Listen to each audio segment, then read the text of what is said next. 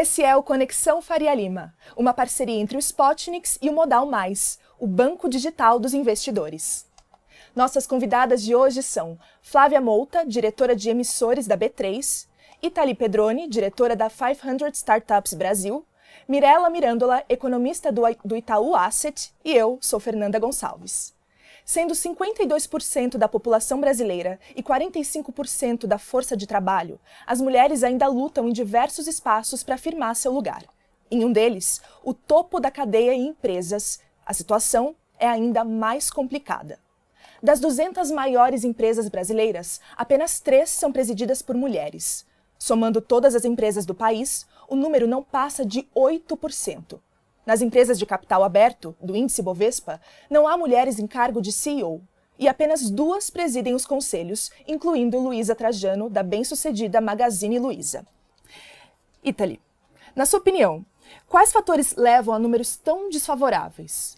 São alguns fatores sociais e também, né, financeiros de ascensão e de entrada e ascensão das mulheres no mercado de trabalho que podem ser considerados para a gente chegar nessa situação.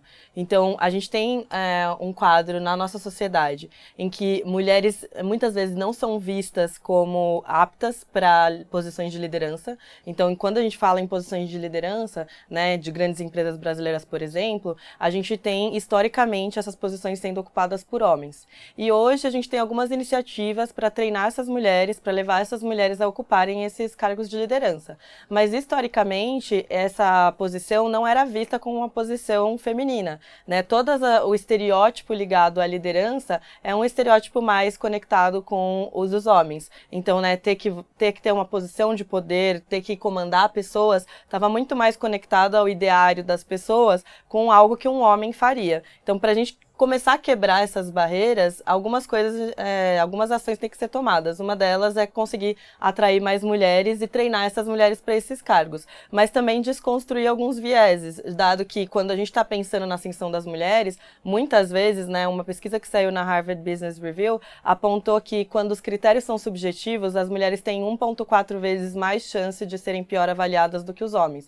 Isso significa que quando os critérios são objetivos, as mulheres são tão bem avaliadas quanto os homens, mas quando eles são subjetivos, ou seja, diz respeito ao relacionamento da mulher com o cliente, ao relacionamento da mulher com a sua equipe, tem vieses inconscientes operando nesse caso. Então, a gente precisa começar a desconstruir esses vieses para que a gente consiga não só avaliar as mulheres de um jeito mais justo, mas também apoiá-las na ascensão da carreira. Uhum. Uma pergunta que eu tenho para todas vocês. Vocês são mulheres que ocupam cargos bem altos nas respectivas empresas. Vocês já lidaram com machismo nesse ambiente de trabalho que é majoritariamente masculino ou não? Eu, particularmente, não me defrontei ainda com essa situação, talvez não de maneira tão explícita, né? Uhum. É porque acho que muito por trás de vieses que você tem ao longo do caminho, você tem algum tipo de receio que é um pouco mais implícito, né? Nessa relação entre homens e mulheres dentro de um ambiente de trabalho. Uhum. Então, assim, acho que diretamente não, respondendo objetivamente, diretamente não, mas em alguns momentos você percebe uma escorregada de tempos em tempos. Eu vejo que as mulheres geralmente elas sentem isso de maneiras em intensidades diferentes. Então, eu já me deparei tanto com entrevistas onde eu fui avaliada como fui bem para uma mulher, o que significa que não estava sendo esperado que uma mulher fosse bem naquela entrevista, quanto também quando eu desenvolvi a pesquisa sobre mulheres no mercado financeiro no Brasil, eu tive relato de diversas mulheres que passaram por situações machistas, mas que muitas vezes ou elas acontecem sem querer, porque na nossa sociedade às vezes a gente fala coisas e não percebe de onde elas vêm. Então, desde a questão da gravidez, da questão do desenvolvimento da mulher nessas posições que são mais masculinas e que tem algum comportamento do ambiente que acaba podando a vontade delas de ficar naquele ambiente. Então, não só a minha experiência, mas as experiências de mulheres que eu pesquisei também mostram que tem alguns tipos de machismo explícito, que algumas podem não ter sentido, né, na na pele, e o implícito quando, por exemplo, um recrutador resolve entrevistar algumas pessoas para uma posição de estágio e diz para a pessoa que vai fazer a entrevista que ele não quer mulherzinhas naquela mesa de trading. Isso significa que, apesar da vaga estar disposta a todas as pessoas, porque é proibido a gente colocar uma vaga só para homens ou só para mulheres, no interno da empresa tem um direcionamento para só recrutar mulheres. Então, eu acho que tem uma miríade aí de opções. Como que foi para você? Do meu lado, eu acho que vou chover no molhado, assim, não tive nenhuma situação flagrante, algo, meu Deus, vai pro banheiro chorar, mulherzinha, ficar triste, ficar chateada, nada disso. Mas não posso dizer que nunca ouvi piada, que nunca tive que me impor, talvez mais do que um homem na mesma posição teria que fazer. O lado bom eu posso falar, por exemplo, meu avô trabalhava no mercado financeiro e quando eu mostrei o interesse em vir para esse nosso mundo, ele se sentiu reticente, ele falava, eu não acho que é um bom lugar para minha neta. Não era o comportamento dele sendo machista, era a preocupação dele sobre as coisas, as realidades que eu ia enfrentar. Então a gente tem que avaliar também o quanto que a gente já evoluiu. Eu já tive casos em que homens chamaram a minha atenção do tipo, aquilo não te incomodou? E eu falei, não. Aí tipo, poxa, mas foi machista. Então acho que a gente tá evoluindo, mas isso exige, acho que um olhar atento e constante. Não dá para achar que a gente já tem a igualdade completa, nem para achar que não evoluímos nada. Acho que é um caminho constante de evolução. E eu acho que nesse ponto acho que vale a pena complementar que a gente precisa ressaltar também que a gente já passou por um estágio que talvez era ainda mais nocivo, que era um estágio de negação. Não, esse problema é um não problema. Não, ele é um problema e hoje a gente já consegue ter ferramentas para enfrentá-lo. Mas a gente, e não é um passado tão distante assim, a gente enfrentava a discussão se isso era ou não um problema dentro da sociedade brasileira. Então acho que é um passo bem grande, né, que a gente já consegue. Eu acho que com certeza a gente está evoluindo. Talvez não na velocidade com a qual a gente gostaria, mas a gente com certeza está evoluindo e isso é tangível, né? Tanto em números de mulheres que estão ascendendo, quanto o número de mulheres que estão se interessando por áreas que antes estavam mais dominadas por homens. Eu tenho aqui uns dados de um estudo publicado pela McKinsey que aponta que empresas presididas por mulheres têm um resultado 21% maior do que a média dos resultados em seus países. Itália, quais fatores você acha que fazem com que as mulheres acabem agregando mais nessas empresas e que fazem a diferença? Existe uma mudança do modelo de gestão e do modelo de liderança que está acontecendo já há algum tempo e é um modelo mais colaborativo. No caso, as mulheres acabam sendo socializadas para ter essa mentalidade, esse mindset mais colaborativo. O que eu quero dizer com isso? Eu quero dizer que desde que nós somos crianças, né, que nós somos pequenas, nós somos socializadas com essa ideia de não só ajudar o próximo, mas cuidar, chamar o outro, ter um pouco mais de diplomacia. E a mulher acaba absorvendo isso e fazendo disso uma maneira de liderar no mercado de trabalho. Então, com a mudança de liderança que a gente sabe que está acontecendo nas organizações, não é mais um modelo de autoritarismo que a gente está visando, é um modelo mais colaborativo. Eu acho que nessa nova economia, características que são comumente consideradas femininas, mas que não são só de mulheres, é claro, elas só são mais, digamos assim, vistas como femininas. Mas é claro que homens e mulheres podem desenvolver as mesmas habilidades. Mas elas acabam trazendo essa visão diferente para o mercado de trabalho e isso acaba impactando em como as pessoas se sentem não só incluídas, mas também como a produtividade delas cresce naquele ambiente. E isso acaba impactando os resultados financeiros das empresas. Flávia, agora falando de bolsa. As mulheres elas representam apenas 20% dos 600 mil CPFs. De que maneira você acha que esse gap ajuda a explicar os números gerais tão baixos de investimentos no Brasil? Eu acho que esse número ele traz um pouco um retrato dessa realidade que a gente está falando aqui, né? Se você olhar um pouco o contexto histórico, as mulheres saem de uma condição em que elas não tinham outra opção a não ser serem donas de casa, e ser dona de casa não era uma opção há um passado um pouquinho mais para trás. Elas conseguem vencer essa barreira, vão para o mercado de trabalho, mas tradicionalmente ou historicamente continua sendo do território masculino cuidar das finanças da família.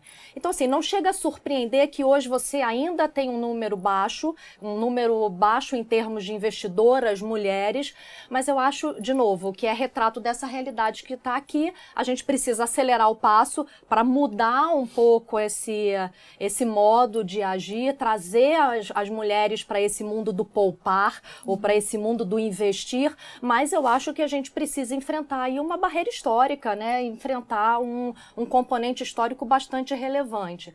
De novo, acho que a gente está avançando, mas precisa caminhar mais rápido. Acho que se eu posso me intrometer nessa parte, tem 2 pontos que eu destacaria. Recentemente o UBS fez um estudo bem interessante em vários países que eles mostram que a brasileira até participa muitas vezes da vida, né, da decisão, mas ela compartilha. Exato. Então tem um pouco esse viés, só tem que tomar cuidado quando a gente olha esses dados para não achar que o fato de serem 20% majoritariamente, uma percentual só de mulheres que estão participando, um número de CPFs, não tem problema isso estar no CPF de uma pessoa. O que incomoda é quando você olha a mesma pesquisa e descobre que as mulheres que não participam é porque ninguém nunca deu a oportunidade. Ninguém nunca chamou elas para conversa. Então tem esse ponto só do cuidado estatístico, digamos assim, da informação. E tem um outro ponto que é o seguinte, como que a gente traz elas para conversa? Será que talvez o viés de como a gente entrega a informação sobre o mercado financeiro, né, a forma agressiva, talvez, com qual a gente tenta vender, não vamos transformar isso numa poupança de longo prazo, no bem-estar da sua família? Será que essa conversa é mais interessante? A gente está perdendo algo no caminho? Então, é muito mais complicado, tanto na entrega do passado, né, assim, da situação com a qual a gente se depara hoje, do como a gente vai lidar com isso para o futuro. Então, cuidado com a leitura dos dados para não se enviesar. É natural que a família tenha uma pessoa com o CPF cuidando de ações. No meu caso, por exemplo, é meu marido. Mas eu cuido de todo o resto, então tá tranquilo. Mas tem uma parte, acho que, da conversa. A gente perdeu muita mulher, talvez, na conversa de investimento. Agora, falando um pouco de questões mais práticas, as mulheres elas vivem mais do que os homens e elas tendem a se aposentar mais cedo, o que naturalmente impacta no perfil do investimento necessário para encarar a previdência no futuro. Mirela, existe algum conselho distinto que você daria para evitar surpresas na hora de se aposentar para uma mulher? Acabei já estragando a minha surpresa. Tem que participar. Eu acho que a melhor forma de você evitar alguma surpresa, e aí é o lado tanto economista quanto uma pessoa que trabalha com gestão de recursos, é o quanto mais cedo você se preocupar com isso, tentar se informar, porque de fato é a amplitude de produtos que você tem, de formas que você tem de se planejar, tem que adaptar para a sua realidade. Muita gente gosta de pegar uma receita de bolo e achar que se investir numa coisa vai resolver o seu problema, se guardar X% do seu salário vai resolver o problema, e acho que não é isso. Então a melhor forma de você evitar uma surpresa é você se preparar para isso. E aí, de novo, recaindo sobre pesquisas recentes, mostram o quanto pessoas que infelizmente não fizeram isso ao longo do processo e se depararam com a realidade posteriormente se chocam. Porque o efeito, ainda mais num país de juros altos, né, a gente tem oportunidades boas de investimento, o efeito de você começar cedo é muito grande vis-à-vis de você tentar corrigir tudo lá no final. Então é uma história de uma maratona. Se a gente está falando de aposentadoria, de previdência, é uma história de você fazer aos poucos, mas fazer bem feito. E, de novo, pensando na sua realidade. Não dá pra gente achar que o que serve pra uma pessoa serve pra todas nós. E vocês? Ou homens também, né? Sim, claro. Começar o quanto antes, né? Acho que muito, assim, corroborando com o que a Mirela trouxe. Não deixa para amanhã, né? Porque o mundo é cada vez mais veloz e esse momento de você, né, mudar um pouco a sua relação com o trabalho ou pensar em, né, frear um pouco mais o seu ritmo ou se aposentar, vai chegar quando você menos esperar. Então não dá para deixar para amanhã, isso é muito complicado, eu vou deixar para depois, Isso não tem mais espaço para isso no mundo de hoje, né? Eu acho que além disso, é importante que a gente converse sobre dinheiro com as nossas amigas. Porque os homens fazem isso muito mais frequentemente, até pelo histórico, como a gente estava comentando, o histórico é recente, a gente só pôde ter CPF conta no banco separada do marido a partir de 1962. Isso significa que as nossas avós nasceram num ambiente onde elas não podiam cuidar do próprio dinheiro. Então a gente vem de um histórico recente onde as mulheres não estão acostumadas a falar de dinheiro entre si. Então você já perguntou para suas amigas se elas poupam, se elas estão investindo e quais são os melhores investimentos que elas encontraram? E eu acho que isso vai acabar ajudando ajudando a gente a trazer a conversa não só para a mesa, né, para o happy hour, para o barzinho com as amigas, porque são assuntos que são relevantes e que vão impactar na nossa vida. Então, quanto mais mulheres a gente trouxer para a conversa, mais as mulheres vão estar acostumadas e terem confiança para falar sobre isso. E desmistificar que tem que começar com muito, né? Tem opções Exato. muito atrativas para todos os tipos de renda. Você vai falar tesouro, bolsa, fundos, tem para todo mundo, para todo apetite de risco, para toda fase de vida. Acho que esse é um mito que eu já desmistifiquei com muitas amigas, assim, mas ainda é difícil. E há interesse, né? Porque quando você está num grupo em que você não é muito conhecida, quando me perguntam, por exemplo, onde você trabalha? Eu falo, eu trabalho na B3. Ah, mas então é um investimento, né? Me conta mais, me diz alguma coisa. As pessoas têm interesse, né? Precisa chegar, precisa ter acesso, né? Sim, precisa ter também um pouco de didática, né? Pra gente conseguir chegar nas pessoas de uma maneira que toque nelas e que leve à ação. Porque uma coisa é você falar de investimento, a outra coisa é você tomar coragem para realmente investir, né? Sobre essa questão da demanda e das pessoas quererem saber, eu tenho sentido isso muito fortemente, né? A gente recentemente, eu e mais 2 amigas, nós lançamos o Financial Feminism Brasil, que é um movimento de ocupação das mulheres nas finanças, tanto como investidoras quanto como profissionais do setor.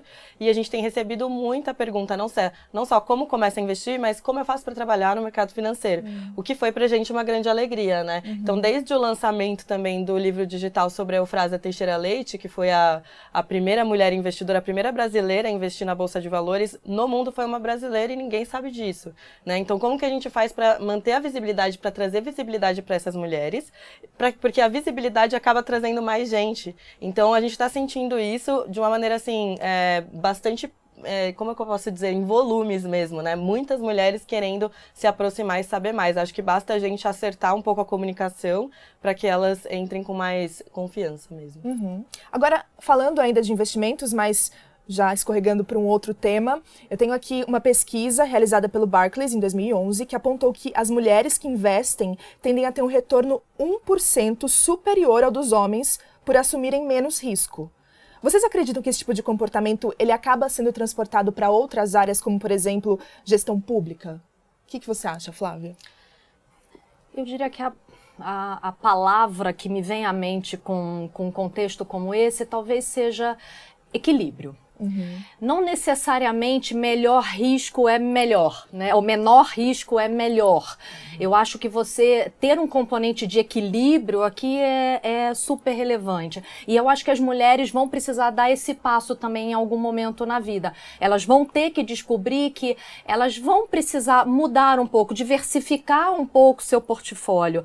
Claro, cada uma tem um apetite de risco diferente, mas talvez não dê para daqui a algum tempo, um pouco mais para frente, a gente continue só com uma visão extremamente conservadora. Então, eu acho que está totalmente associado com o que a gente acabou de falar. A forma de educar esse público, a maneira de se comunicar com esse público vai fazer com que se chegue a um ponto de equilíbrio entre o menor e talvez o maior risco. Acho que uma posição equilibrada, e eu acho que as mulheres tendem, né, para essa posição de equilíbrio quando elas sentem confiança. Então, de novo, totalmente conectado com a pergunta anterior, né? Nem sempre menor risco é a melhor solução para aquele momento, para aquela situação.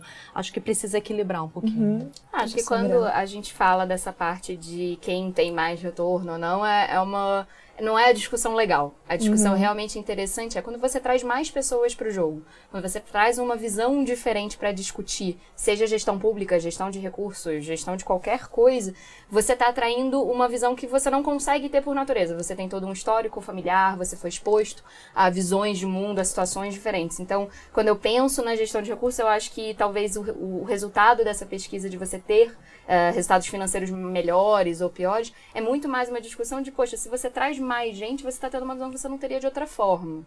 Isso complementa. Você pode ter o seu viés, evitar pensar numa determinada situação, ou porque você perdeu metade do pool de talentos do mundo, porque você tem muitas mulheres e muitas mulheres talentosas, ou porque você perdeu metade do seu mercado potencial. Se a gente está lá, sei lá, conversando sobre ações, já teve caso de eu participar de reunião que alguém estava falando sobre Renner, sobre bens de consumo, sobre bens focados em mulheres, e com um viés completamente masculino. E não era por maldade, era por falta de conhecimento. E me puxaram para a conversa, talvez num exemplo um pouco machista, sem querer, né? Tipo, puxa a menina porque ela vai ajudar a gente a conversar. Mas eu trouxe uma visão sobre o consumo daquilo que talvez eles não tivessem. Então, eu imagino que isso seja verdade para a gestão pública. Vamos falar de educação? Hoje, a maior parte das pessoas que ficam em casa cuidando dos filhos são mulheres. Será que a educação no mundo da gestão pública não precisa desse olhar mais próximo de quem está precisando desse serviço? Ou vai falar de hospital, vai falar de estrada, de segurança. Então, quanto mais pessoas você tiver, melhor. Não porque são mulheres ou homens, ou porque são de uma determinada raça ou de uma determinada idade, mas porque você traz uma visão diferente. Então, não é porque eu represento Itaú ou qualquer coisa do gênero, é porque eu realmente, pessoalmente, além da instituição, acredito em diversidade. Eu acho que essa pesquisa reflete isso. Precisamos juntar várias tribos, né? Exato. Sim, complementando essa reflexão, eu acho que a gente também precisa ver fatos, né, e dados contraditórios. Então, a gente teve, no ano passado, um desempenho dos fundos de hedge fund nos Estados Unidos liderados por mulheres, tiveram um desempenho 20% melhor do que a indústria de hedge funding na média. E aí você fica, não, peraí, mas as mulheres, elas assumem menos risco ou mais risco? Porque, afinal, elas estão cuidando de fundos que são de alto risco, que são os fundos de hedge fund, e elas ainda assim estão performando bem. Então, acho que a questão também é a gente começar a olhar para os dados, não como se eles explicassem tudo, mas como se eles fossem um sintoma. Porque quando a gente vê nos dados, né, brasileiros, por exemplo, que a mulher toma menos risco, pode ser porque justamente ela não tem a confiança suficiente ou não teve a oportunidade o suficiente para acessar o conhecimento dos investimentos que têm mais risco. Quando ela acessa, quando ela conhece, quando ela faz isso de maneira profissional, por exemplo, como são nos hedge funds, elas podem se tornar tão boas ou melhores que os homens. Então, eu acho que a gente tem que começar a olhar também para esse aspecto sob o ponto de vista dos talentos, né? Os talentos, eles são aleatoriamente distribuídos no mundo. A gente não pode achar que porque nasceu homem ou porque nasceu mulher, vai ser melhor em uma área ou outra. Então, se a gente der a oportunidade para que todos consigam ter a curiosidade e o acesso de modo equitativo, a gente pode descobrir que mulheres, né, boa parte das mulheres não assumem riscos e que tem outras mulheres que assumem risco e ainda assim conseguem ir muito bem. Então, acho que a gente precisa olhar para os dados de uma maneira questionadora e não só como se eles já explicassem tudo.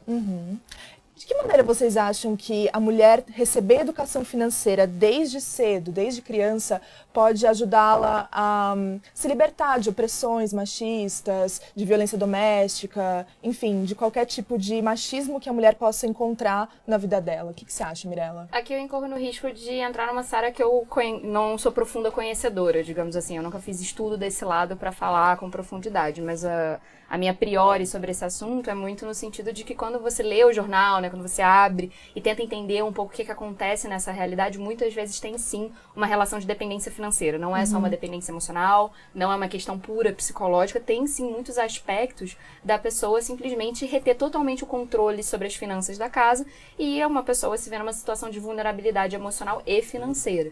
Então, eu acho que a educação financeira ela tem que ser uma discussão que passa não só por mulheres. Eu acho que as escolas, a gente pode fazer um trabalho nesse sentido, a CVM tem trabalhado muito nisso, o Banco Central, a Bovespa contribui, acho que outras instituições também, mas a questão aqui é muito de sim, quando a gente fala sobre violência doméstica, sobre essas situações, os especialistas muitas vezes falam sobre como se você cria uma alternativa, um acesso ao mercado de trabalho, um acesso à ajuda, você evita que essas situações se tornem tão drásticas, digamos assim, que é a que a gente, de fato, infelizmente, lê no jornal. Você não sabe de uma situação intermediária. Quando a gente escuta, sempre são situações que chegaram a um nível muito crítico. E, de novo, não é meu campo particular de especialidade, mas eu acho que tem uma porta aí de esperança que, se a pessoa tivesse essa independência, essa compreensão desde cedo, poderia evitar alguns casos. O que vocês pensam?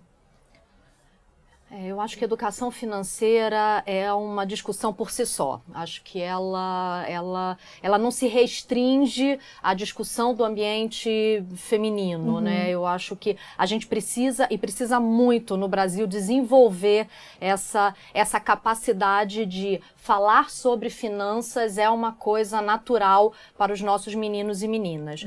Talvez seja já um pedacinho da realidade de um extrato da sociedade, mas quando você olha a sociedade como um todo, a gente está há anos-luz de ter uma situação boa, muito menos uma situação ideal, né? Isso tem que passar a ser parte do dia a dia das famílias, e não é ainda. Ainda é um assunto muito tabu, você não pode saber quanto se ganha na família, ainda tem de novo, né, uma questão histórica pra gente vencer aqui. Mas eu acho que educação financeira é algo essencial e urgente, tanto para menino quanto para meninas. Eu acho que não está em nenhum dos dois mundos, né? Nem nos meninos, nem nas meninas. Eu acho que a questão, assim, a gente deveria ter uma educação financeira nas escolas, eu realmente acredito nisso e a gente ainda não chegou lá.